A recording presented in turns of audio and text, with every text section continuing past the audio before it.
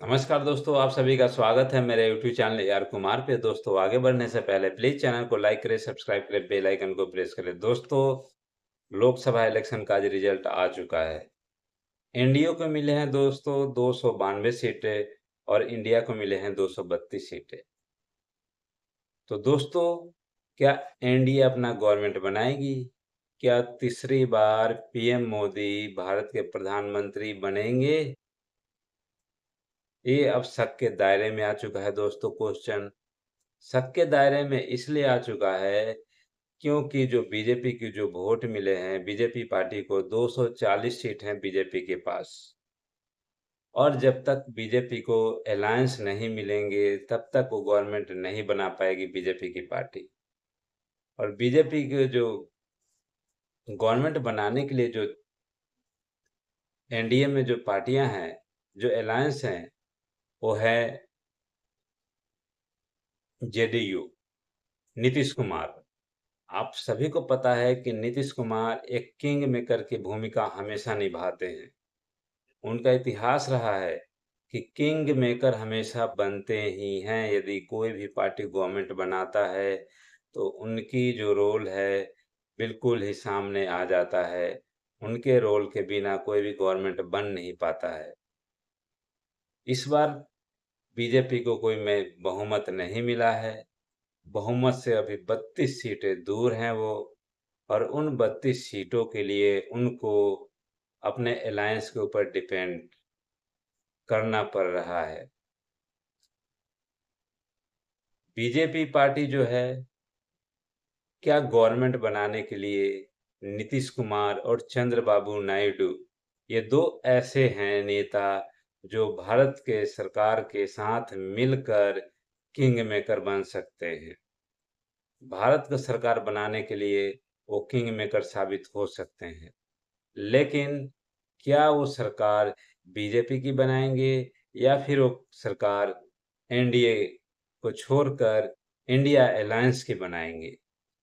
सबसे बड़ी बात यह है दोस्तों कि इस बार बीजेपी को नुकसान हुआ है।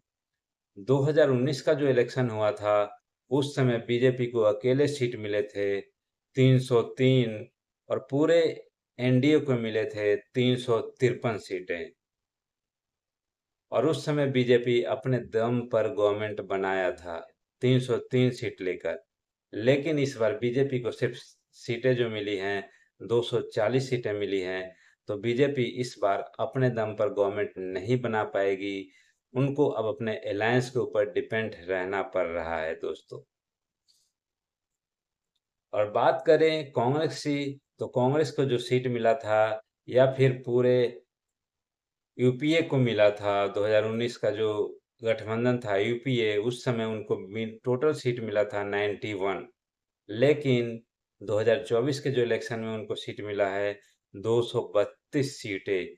यानी कि बहुत बड़ा एक फैक्टर है बीजेपी और कांग्रेस के बीच कि इस बार जो सीटों का बंटवारा है काफी हो चुका है, वोट परसेंटेज बढ़ चुके हैं और दोनों पार्टियों को काफी सीटें मिली हुई है।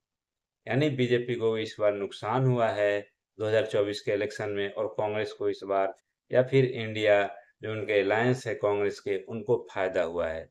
232 सीटें लेकर ये भी इंडिया अलायंस जो है वो भी गवर्नमेंट बनाने की दावा कर रहे हैं। तो ये भी किसके दम पे दावा कर रहे हैं? तो इंडिया अलायंस जो है वो भी बीजेपी को जिस तरीके से जरूरत पड़ रही है नीतीश कुमार चंद्रबाबू नायडू की, उसी तरीके से इंडिया अलायंस को भी जरूरत है अब नीतीश कुमार चंद्रबाबू नायडू। तो क्या ये दोनों नेता किंग मेकर साबित हो रहे हैं?